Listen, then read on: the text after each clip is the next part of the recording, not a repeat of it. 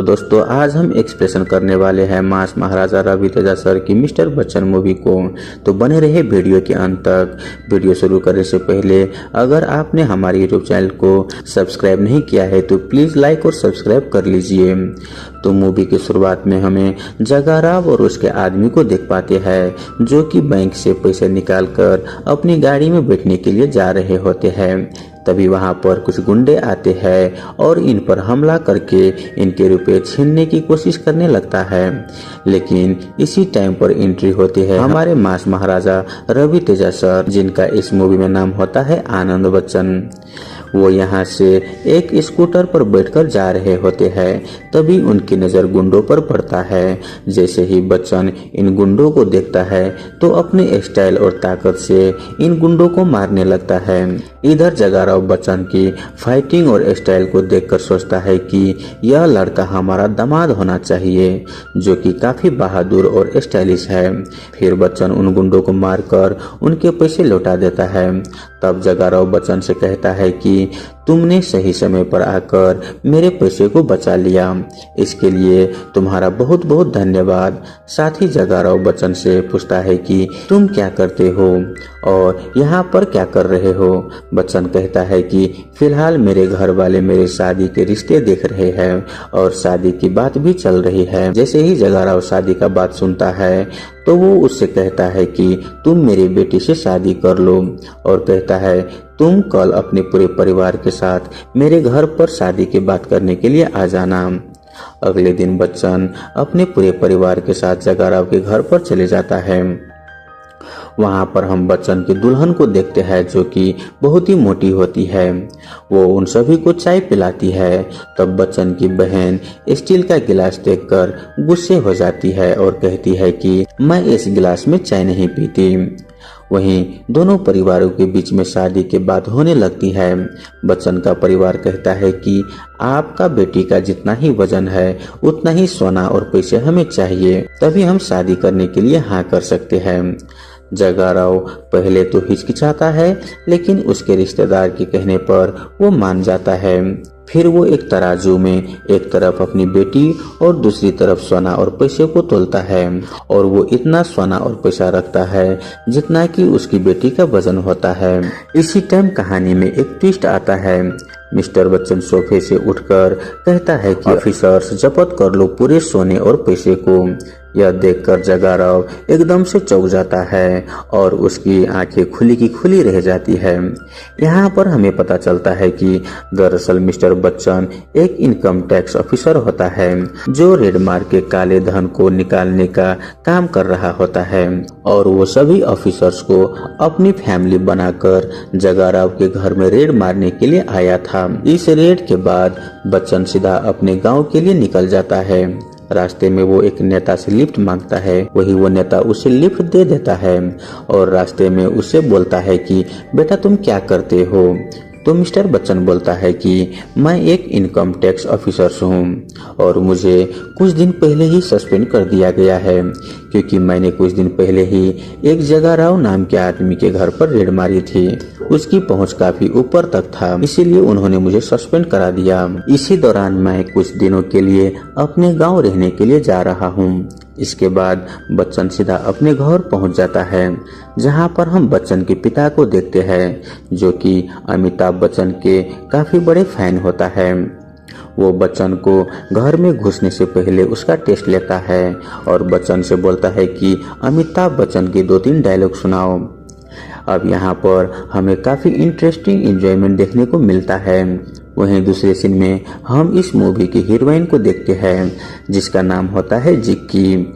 जिक्की अपनी सहेलियों के साथ साइकिल से मंदिर जा रहा होती है, लेकिन उसी टाइम गलती से उसका दुपट्टा साइकिल के रिंग में फंस जाता है, जिसकी वजह से उसकी साइकिल वहां पर रुक जाता है। वहीं पास में हम सत्या को देखते हैं जो अपने दोस्तों के साथ बैठा हुआ होता है, जो कि जिक्की पर हमेशा से लाइन मारते रहता है, लेकिन जिक्की उसे बिल्कुल भी भाव नहीं देती। वहां पर सत्या देखता है कि जिक्की का दुपट्टा साइकिल की रिंग में फंस चुका है, तो वो उसके पास आता है और कहता है कि मैं इसे चुटकियों में ही निकाल दूंगा। वो साइकिल में से दुपट्टे को काफी निकालने की कोशिश करता है, लेकिन उससे जिक्की का दुपट्टा नहीं निकल रहा होता। तभी बच्चन अपने स्कूटर से यहाँ से गुजर रहा होता है। जैसे ही वो जिक्की को देखता है तो उसे पहले ही नजर में जिक्की से प्यार हो जाता है और वो उसके पास आकर साइकिल में फंसे दुपट्टे को एक ही बार में निकाल देता है। इसके बाद यहीं से इन दोनों के बीच में लव स्टोरी शुरू हो जाता है, जहाँ सत्या इन दोनों को एक साथ देखकर काफी जेलसी फील करता है, क्योंकि वो भी जिक्की से प्यार करता था। ये बात अलग है कि जिक्की उसे बिल्कुल भी भाव नहीं दे रही थी। वहीं दूसरी तरफ हम इस मूवी का विलन मुत्तम जगैया को देखते हैं, जो कि पहले मंत्री रह चुका है और इसके पास बहुत सारा कालाधन होता है। कुछ समय पहले जब एक बार एक ऑफिसर रेड मारकर उसके ठेकों से दारू की बोतल को रोलर से कुचला दिया था। जैसे ही ये बात मुत्तम जगैया को मालूम चलता है तो वो रोलर को उस ऑफिसर के पैरों पर चलवा देता है। इधर बच्चन और जिक्की का प्यार बहुत ही गहरा होते जा रहा होता है। दोनों आपस में बात करने के लिए एक टेप रिकॉर्डिंग का इस्तेमाल करते हैं, जिसमें एक तरफ भगवान का भजन होता है और दूसरी तरफ बच्चन के प्यार भरा रिकॉर्डिंग, जिसमें वो जिक्की को अपनी प्यार भरी बातें रिकॉर्ड करके भेजता था। एक दिन जब जिक्की के फादर हर बार की तरह मंदिर में भजन वाली कैसेट डालते हैं तो गलती से टेप रिकॉर्डर उनसे उल्टा लग जाता है, जिसकी वजह से मंदिर में बच्चन और जिक्की के प्यार भरी बातें चलने लगता है। यह सब सुनकर वह हैरान हो जाते हैं कि ये सब क्या चल रहा है और वो समझ जाते हैं कि जिक्की और बच्चन एक दूसरे से प्यार कर रहे हैं। तब हम देखते हैं कि बच्चन के फैमिली जो जिक्की का हाथ मांगने के लिए उसके घर पर जाते हैं। वहीं जिक्की के फादर बच्चन से बहुत ही नाराज होते हैं, खासकर वो मंदिर में चलने वाले टेप रिकॉर्डर से। लेकिन तभी यहाँ पर इनकम टैक्स डिपार्टमेंट के कमिश्नर का कॉल आता है, जिसे जिक्की के पापा अटेंड करते हैं और बच्चन से कहता है कि यह कल तुम्हारे लिए है। तभी कमिश्नर बच्चन को बताता है कि तुम्हारे सस्पेंशन को कैंसिल कर दिया गया है। यह सुनकर बच्चन काफी खुश हो जाता है। जिक्की के परिवार वाले भी खुश होकर शादी के लिए हाँ कर देते हैं और कुछ ही दिनों में शादी का डेट भी कंफर्म कर देता है। अब यहाँ पर बच्चन जिक्की से कहता है कि मुझे ज्वाइन करने के लिए यहाँ से जाना होगा। जिक्की बच्चन के यहाँ से जाने पर काफी उदास हो जाती है। अगले दिन बच्चन इनकम टैक्स डिपार्टमेंट में जाकर फिर से ज्वाइन कर लेता है। कमिश्नर वहां पर बच्चन से कहता है कि तुम्हें यहाँ पर जगैया के घर पर रेड मारने के लिए बुलाया गया है, जिसके पास बहुत सारा काला धन है और वो हमें जब्त करना होगा। फिर तुरंत ही बच्चन अपनी टीम को लेकर मुत्तम जगैया के घर पर चले जाता है। मुत्तम जगैया को जैसे ही पता चलता है कि बच्चन मेरी प्रॉपर्टी पर रेड मारने के लिए आया है तो वो बच्चन से कहता है कि तुम मुझे नहीं जानते, मेरा बैकग्राउंड बहुत ही बड़ा है, तुम्हारी नौकरी के साथ तुम्हारी जिंदगी भी खतरे में आ सकता है, मेरे बारे में पता भी है कि मैं कौन हूँ। बच्चन कहता है कि मुझे इससे कोई फर्क नहीं पड़ता कि तुम कौन हो और तुम्हारा बैकग्राउंड क्या है। मैंने न जाने तुम जैसे कितनों के काले धन को सीज किया है और सरकार के पास जमा कर चुका हूँ। वहीं बच्चन वहाँ पर रेड मारने लगता है। बच्चन के काफी तलाश करने के बाद भी पूरे घर से 1 रुपया भी नहीं मिल रहा होता। मुत्तम जगैया कहता है कि तुम्हें यहाँ पर कुछ नहीं मिलने वाला है, तुम यहाँ से जा सकते हो। लेकिन बच्चन के नहीं जाने पर जगैया के आदमी उन पर हमला कर देता है। अब यहाँ पर इन दोनों के बीच फाइट होने लगता है। वहीं फाइटिंग के दौरान बच्चन की एक गोली छत पे लग जाता है, जिस वजह से वहाँ पर होल हो जाते हैं और वहाँ से बहुत सारे पैसे नीचे गिरने लगता है। अब यहाँ पर पैसे देखकर बच्चन बोलता है कि तो तुम यहाँ पर अपने सारा काला धन छुपाए हुए हो। इसके बाद बच्चन वहाँ पर बहुत सारे उसके काले धन जमा कर लेता है। अब इतने काले धन देखकर जगैया बच्चन को रिश्वत देने के लिए कोशिश करने लगता है। वहाँ पर बच्चन कहता है कि मैं तुम्हारे जैसे घटिया इंसान नहीं हूँ जो पैसे लेकर अपना फर्ज भूल जाए।